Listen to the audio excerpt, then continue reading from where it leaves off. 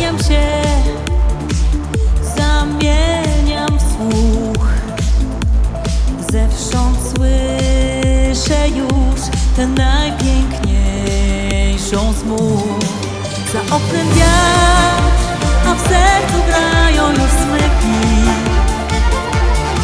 Za oknem grad, a w sercu dziki cwał. Za oknem deszcz, mistrz koncertowej muzyki. Symfonią dźwięków w sercu będzie grał.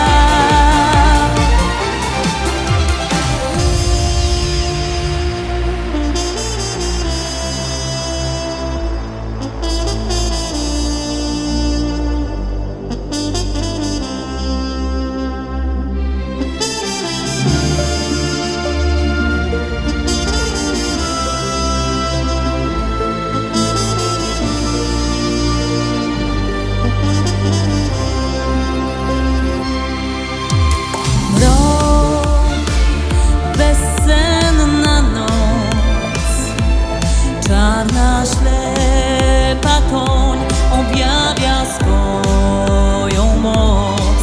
Za oknem wsiąk skowych psów. Zasnąć chce, lecz ktoś żywioły puszcza w ruch. Za oknem wiatr, a w sercu grają już smyki. Za oknem grad, a w sercu dziki cwał. Za oknem deszcz, mistrz koncertowej muzyki.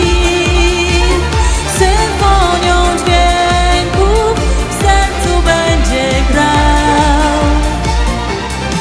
I giną dźwięki jak we mgle, by za chwilę obudzić się i przybrać znów na swej sile.